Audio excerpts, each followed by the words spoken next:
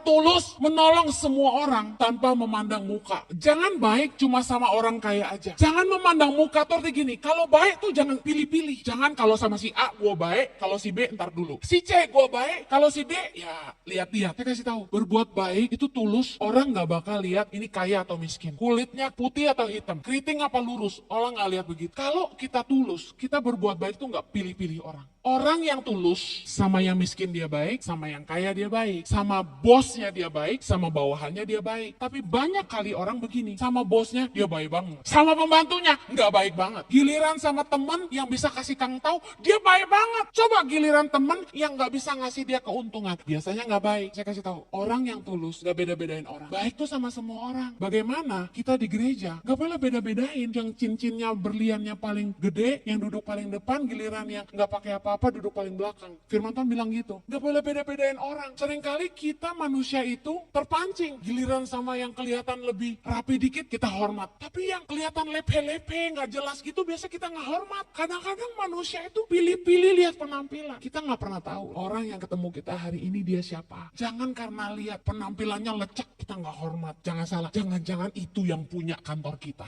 Belajar tulus gak memandang muka. Kalau berbuat baik, tulus tuh gak milih-milih. Bukan karena dia siapa, kita tolong dia. Lakukanlah karena kita peduli. Karena Tuhan mau kita harus menjadi teladan dalam perbaikan. Amin. Orang tulus itu tetap baik meski orang lain enggak baik. Lukas 6 ayat 32. Dan jikalau kamu mengasihi orang yang mengasihi kamu, apakah jasamu? Karena orang-orang berdosa pun mengasihi juga orang-orang yang mengasihi mereka. Sebab jikalau kamu berbuat baik kepada orang yang berbuat baik kepada kamu, apakah jasamu? Orang-orang berdosa pun berbuat demikian. Banyak orang yang berkata bahwa kebaikan adalah kelemahan. Kebaikan adalah kebodohan. Saya kasih tahu, baik sama orang yang baik sama kita. Itu mudah. Mudah nggak? Tapi tetap baik kepada orang yang tidak baik sama kita. Mengasihi musuh kita. Menabur, memberkati orang yang jahat sama kita. Saya kasih tahu, itu nggak mudah. Itu butuh kekuatan. Kebaikan itu sebuah kekuatan. Orang baik itu nggak akan berubah. Hanya karena orang memperlakukan dia dengan tidak baik. Justru waktu kita ngadepin orang-orang yang nggak baik, sifat asli kita tuh diuji. Kalau orang baik sama orang yang baik sama dia, orang jahat juga bisa, kata firman Tuhan. Tapi sifat aslinya orang itu baru diuji ketika dia disakiti. Kalau dia benar-benar baik, dia nggak akan berubah hanya karena orang memperlakukan dia nggak baik. Emas nggak akan jadi batu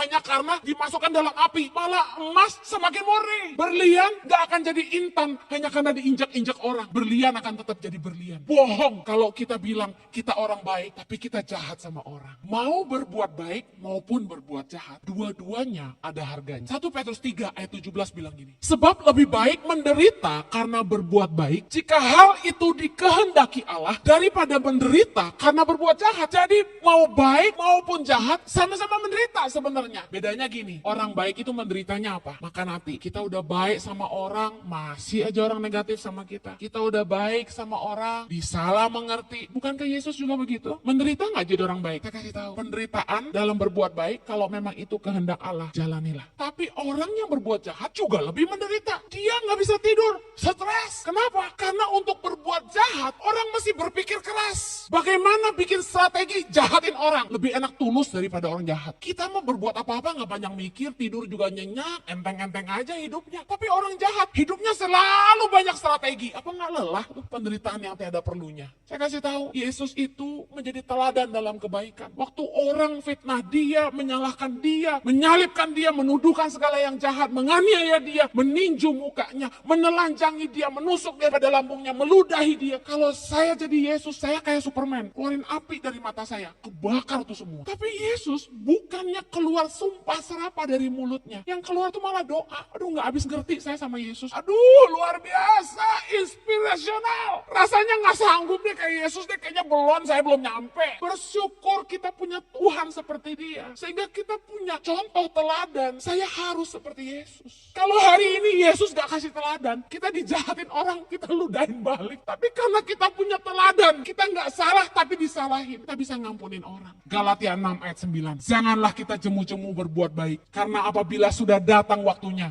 kita akan menuai. Jika kita tidak menjadi lemah, dengar baik. Kalau kita tidak jadi lemah, kapan waktunya datang? Yohanes 5 ayat 29. Dan mereka yang telah berbuat baik akan keluar dan bangkit untuk hidup yang kekal. Tetapi mereka yang telah berbuat jahat akan bangkit untuk dihukum. Berapa banyak saudara yang mau bangkit untuk hidup yang kekal? Teruslah berbuat baik.